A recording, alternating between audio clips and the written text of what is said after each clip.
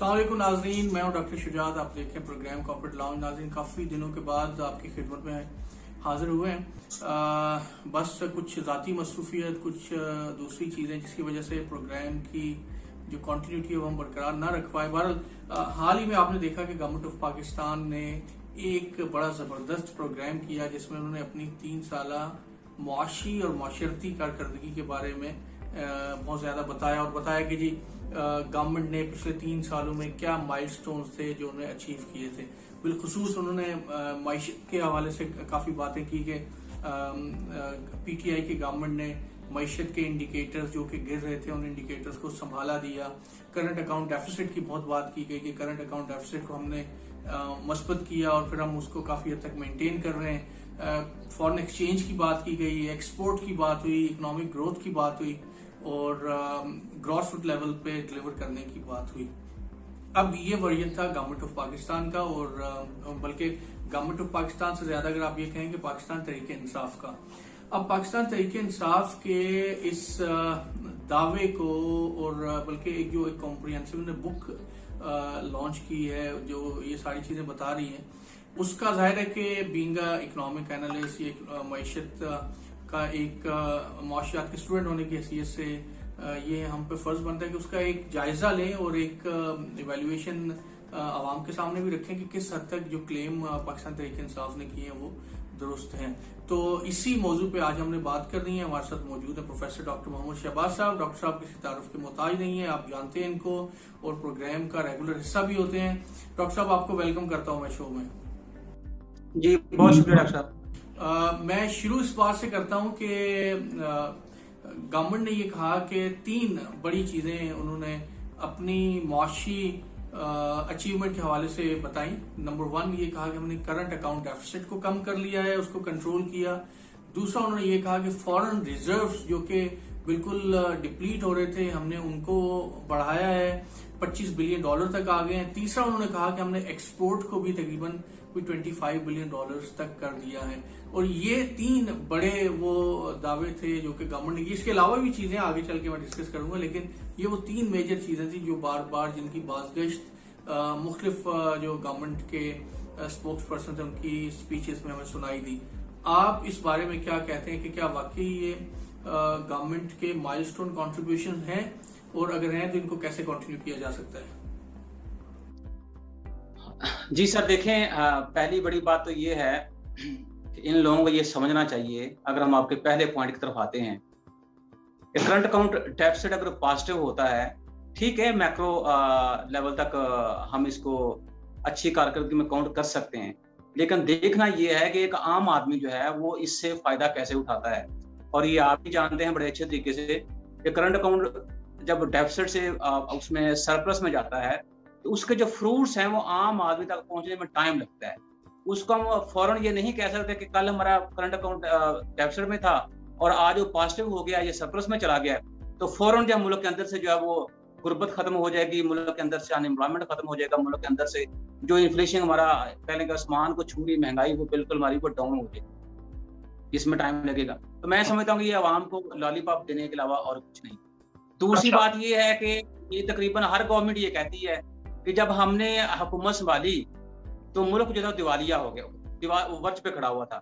अब मुझे नहीं समझ आती कि हर दफा ये ऐसा होता है और ये क्या ऐसा करते हैं तो मुल्क फिर दोबारा जो अपने पांव के ऊपर खड़ा हो जाता है।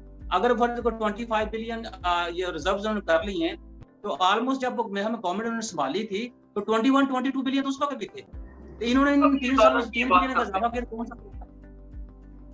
और इसमें आप देखें कि वो $6 अरब जो है उसमें इन्होंने IMF से कर्जा लिया हुआ है, वो पैसे निकाल दे तो बाकी फिर चीजें तो उसी सतह के ऊपर खड़ी है जो जब हमने इनको गवर्नमेंट दी थी।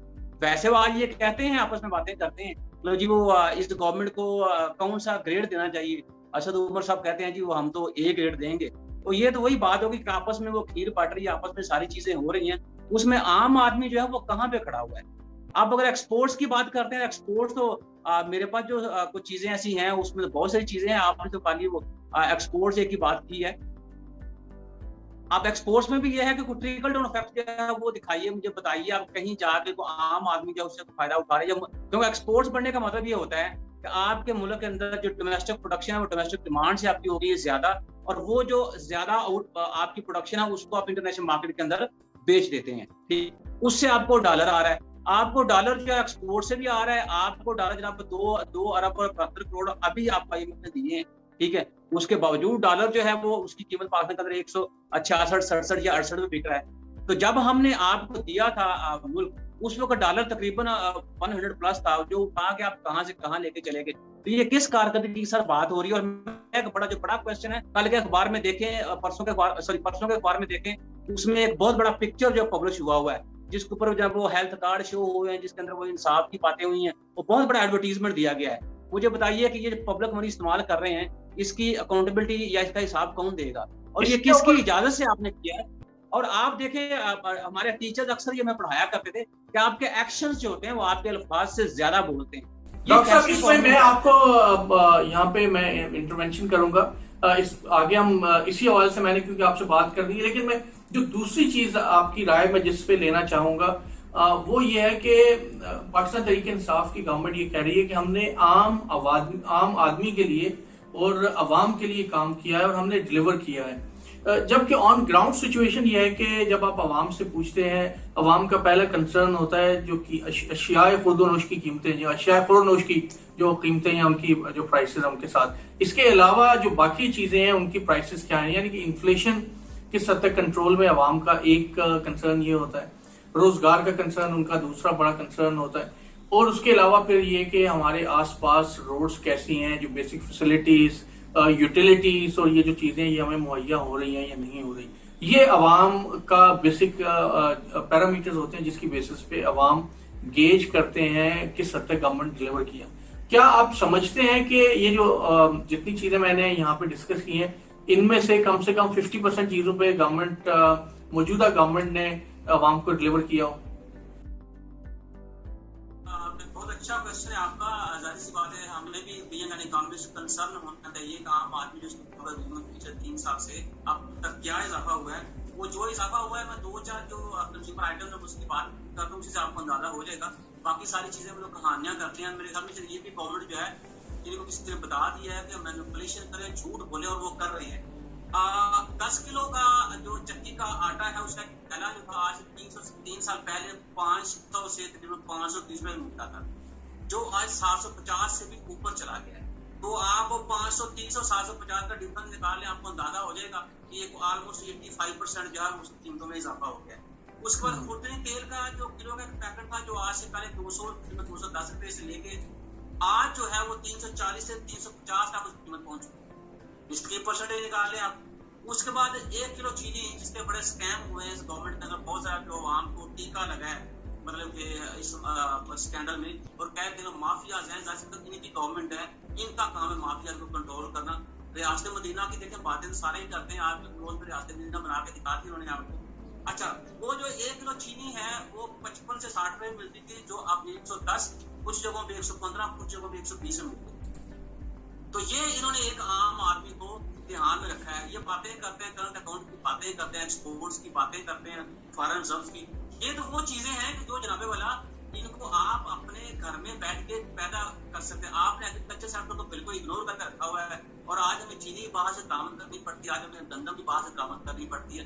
और उसके बाद ये कहते हैं कि जितना काम 3 सालों में गवर्नमेंट ने किया है, इससे पहले किसी ने नहीं किया। बिल्कुल सही कहते हैं, क्योंकि उसमें आम आदमी को समझने की जरूरत है, क्योंकि इन्होंने जो काम की तरक्की की है वो इन्फ्लेशन को बढ़ाने में, कंज्यूमर आइटम की कीमतों को बढ़ाने में की है। वो शायद इसलिए वो कहते हैं कि हमने जो तरक्की की है उससे आम आदमी जो बहुत ज्यादा मुतासर।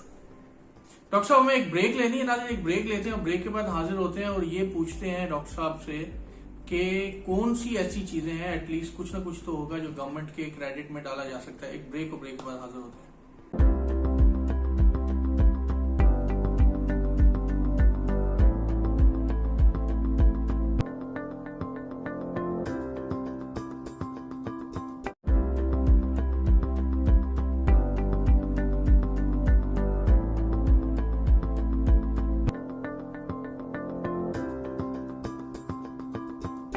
वेलकम बैक नाजरीन। हम बात कर रहे हैं पाकिस्तान तहरीक इंसाफ की 3 साल कारकर्दगी की, नेशनल कारकर्दगी भी और बिलखुसूस सूबों में, पंजाब में और खैबर पख्तूनख्वा में।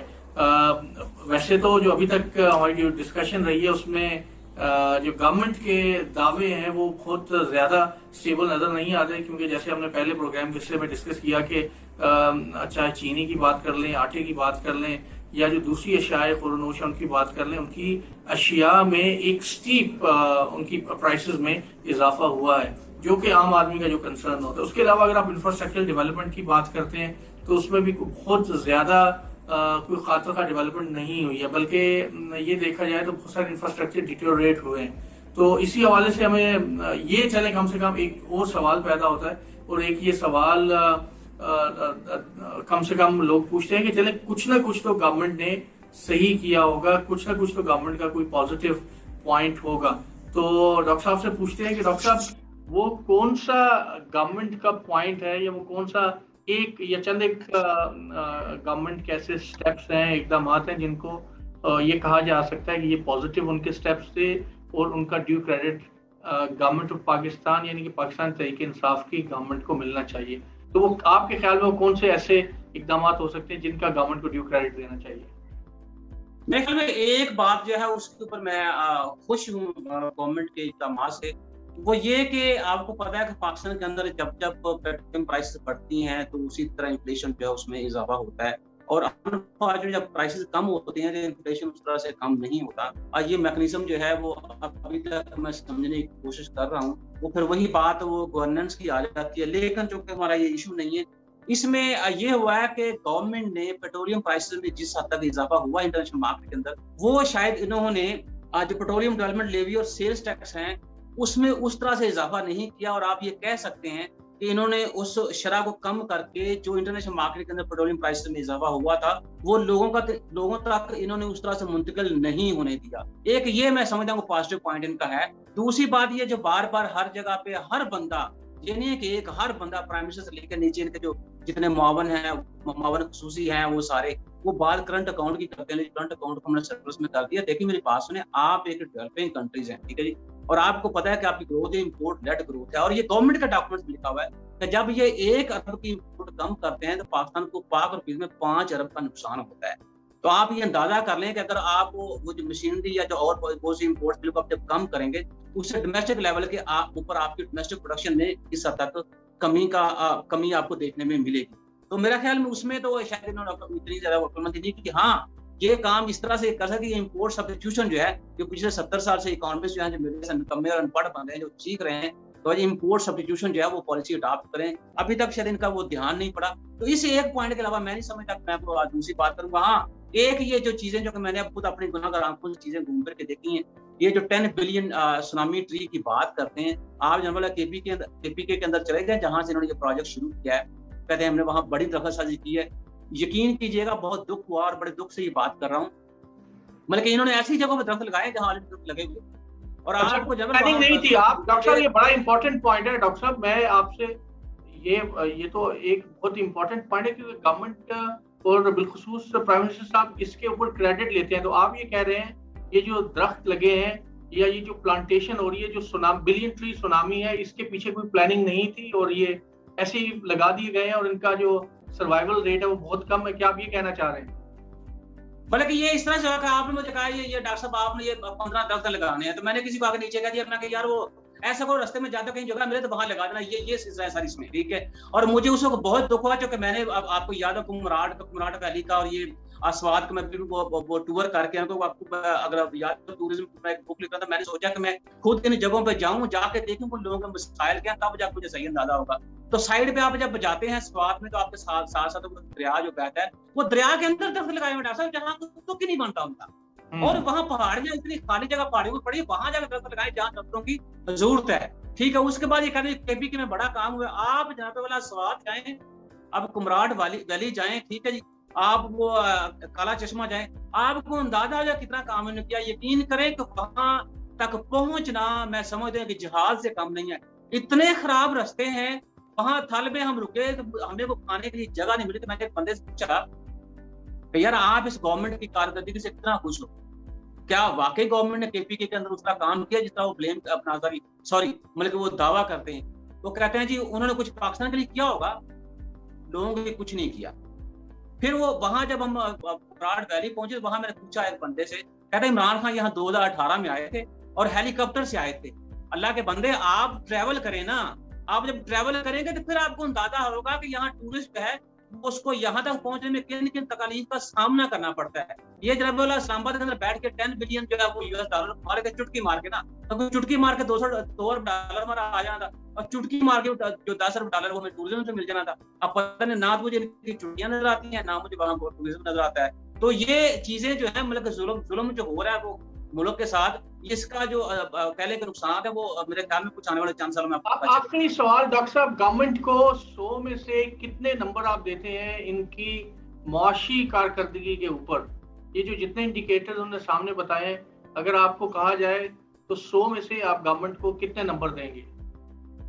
जी, मैं एक इकोनॉमिस्ट हूँ, और इकोनॉमिस्ट जो है वो जाहिर सी बात है, जो सोशल वेलफेयर है, सोशल वेलबीइंग है, उन सारी चीजों को मद्देनजर रख के बात करते हैं। शायद उस तरह मैं पॉइंट दूंगा तो शायद मैं सख्त थोड़ा सा हो जाऊंगा। चलो, मैं एक आम आदमी जो है वही मेरे ख्याल में इनको उसी की बेस के ऊपर मुझसे अगर पूछे तो मैं इनको -1 पॉइंट दूंगा। अच्छा, बहुत शुक्रिया डॉक्टर शहबाज साहब। नाज़रीन, हमने हकायक आपके सामने रखी और उन पर डिस्कशन की, और कुछ हकायक जो गवर्नमेंट ने प्रेजेंट किए वो हैं तो दुरुस्त। करंट अकाउंट चले बेहतर हो गया, आपने रिजर्व्स को बढ़ा लिया, आपने एक दो और चीज़ें बेहतर कर ली, लेकिन सवाल ये पैदा होता है कि अवाम को आपने क्या डिलीवर किया। तो अवाम के नाज़रीन पैरामीटर्स तो ये नहीं है। अवाम के पैरामीटर्स ये हैं कि महंगाई कितनी कम हुई, रोजगार उनको मिल रहा है नहीं मिल रहा, आपके इंफ्रास्ट्रक्चरल डेवलपमेंट है, वो जिस रोड्स पे सफ़र कर रहे हैं वहाँ पे पब्लिक ट्रांसपोर्ट है नहीं है, आपके गली मोहल्लों की जो सैनिटेशन का निज़ाम है वो बेहतर है नहीं है, आपको पीने का पानी मिल रहा है नहीं मिल रहा, तालीम आपको मुहैया हो रही है नहीं हो रही। तो अवाम के ये मसाइल हैं, और सारे दुनिया के इकोनॉमिस्ट इस बात पर मुत्तफिक हैं कि जब तक आपके जो मैक्रो इकोनॉमिक इंडिकेटर्स हैं ये बहुत तसलसल के साथ एक लेवल पर नहीं रहते तो ये नीचे इनका इफेक्ट नहीं आता। अगर आप करंट अकाउंट 2 महीने के लिए पॉजिटिव कर भी लेंगे तो इसकी बहुत बड़ा कोई इससे मार्का सरंजाम होने वाला नहीं है, या आपकी जो बाकी जो फिगर्स हैं मैक्रो इकोनॉमिक इंडिकेटर्स के, वो अगर आप 6 महीने के लिए बेहतर कर लेते हैं तो वो कोई बहुत बड़ी बात नहीं होगी। आपको 5 साल 10 साल के लिए, या एटलीस्ट आपको 3-4 साल इनको मुसलसल एक बेहतर लेवल पे रखना, फिर आप जाके डिलीवर कर पाएंगे। तो नाज़रीन, ये प्रोग्राम कॉर्पोरेट लाउंज के अंदर हमने गवर्नमेंट की डिस्कस कारकर्दगी की एक इवेल्युएशन की। डॉक्टर शहबाज साहब ने तो -1 मार्क्स दे दिए। बार मैं गवर्नमेंट को थोड़े बहुत नंबर फिर भी देता हूँ from the point of view के, चले हमने 3 इंडिकेटर्स बेहतर किए तो मेरे ख्याल में चले मैं 10 नंबर दे दूंगा 100 में से। तो ये हमारी पर्सनल स्कोरिंग है, आपकी जो भी स्कोरिंग है आप हमें कमेंट में नीचे लिख सकते हैं। मुझे और मेरी टीम को दीजिए इजाजत। अल्लाह हाफिज।